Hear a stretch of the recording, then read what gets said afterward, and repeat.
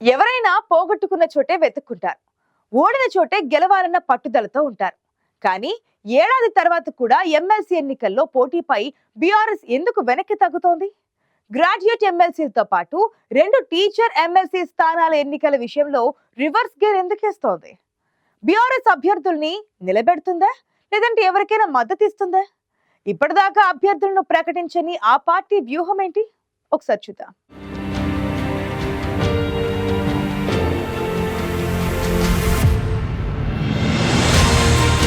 కరీంనగర్, ఆదిలాబాద్, నిజామాబాద్, మెదక్ జిల్లాల పట్టభద్రుల ఎమ్మెల్సీ స్థానంతో పాటు అదే స్థానానికి టీచర్ ఎమ్మెల్సీ, వరంగల్, ఖమ్మం, నల్గొండ జిల్లాల టీచర్ ఎమ్మెల్సీ స్థానానికి త్వరలో ఎన్నికలు జరగనున్నాయి. ఇక అసెంబ్లీ ఎన్నికల్లో అధికారం కోల్పోవడం, పార్లమెంట్ ఎన్నికల్లో ఘోర ఓటమికి తోడు ఆ తర్వాత జరిగిన ఖమ్మం, వరంగల్, నల్గొండ పట్టభద్రుల ఎమ్మెల్సీ ఉప ఎన్నికలో ఓడిపోయింది బీఆర్ఎస్.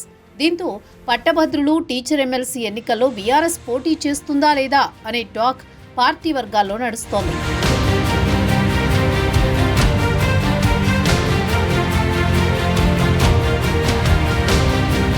4 ఉమ్మడి జిల్లాల పట్టభద్రుల ఎమ్మెల్సీ కాంగ్రెస్ పార్టీకి సిట్టింగ్ స్థానంగా ఉంది. గత ఎన్నికల్లో జీవన్ రెడ్డి ఎమ్మెల్సీగా మొదటి ప్రాధాన్యత ఓట్లతో గెలిచారు. అప్పుడు బీఆర్ఎస్ అధికారంలో ఉంది. గత ఎన్నికల్లో బీఆర్ఎస్ అధికారికంగా అభ్యర్థిని నిలపలేదు, కానీ మామిళ్ల చంద్రశేఖర్ గౌడ్ కు మద్దతిచ్చింది. అయితే ఇప్పుడు బీఆర్ఎస్ ఎమ్మెల్సీ ఎన్నికల్లో ఎలాంటి వ్యూహాలు ఆచరిస్తుందనే చర్చ జరుగుతోంది. ఇదే సమయంలో టికెట్ కోసం పార్టీ నేతలు కొందరు తమ వంతు ప్రయత్నాలు చేస్తున్నారు. కరీంనగర్ మాజీ మేయర్ రవీందర్ సింగ్, చిరుమల రాకేష్ కుమార్, టీఎన్జీఓ రాష్ట్ర మాజీ అధ్యక్షుడు దేవి ప్రసాద్, ప్రైవేట్ విద్యా సంస్థల సంఘం నేత శేఖర్ రావు బీఆర్ఎస్ టికెట్ ఆశిస్తున్నారు.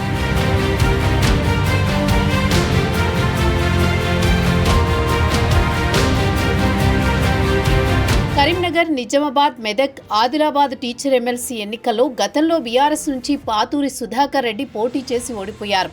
పీఆర్టీయూ నుంచి కూర రఘోత్తం రెడ్డి గెలిచారు. ఇప్పుడు టీచర్ ఎమ్మెల్సీ ఎన్నికల్లో బీఆర్ఎస్ పోటీ చేస్తుందా లేక ఎవరికైనా మద్దతిస్తుందా అనే దానిపై క్లారిటీ రావాల్సి ఉంది. ఖమ్మం, వరంగల్, నల్గొండ టీచర్ ఎమ్మెల్సీ ఎన్నికల్లో గతంలో పీఆర్టీయూ నుంచి గెలిచిన పూల రవీందర్ బీఆర్ఎస్ పార్టీలో చేరారు. గత ఎన్నికల్లో బీఆర్ఎస్ నుంచి పోటీ చేసి యూటీఎఫ్ అభ్యర్థి అలుగుబెల్లి నర్సిరెడ్డి చేతిలో ఓడిపోయారు పూల రవీందర్.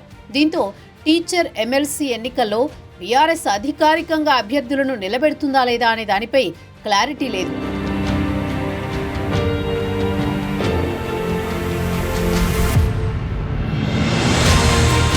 ఎమ్మెల్సీ ఎన్నికల ఓటరు జాబితాను ఎన్నికల సంఘం ప్రకటించింది. త్వరలో ఎన్నికల స్కెడ్యూల్ని విడుదల చేయనుంది.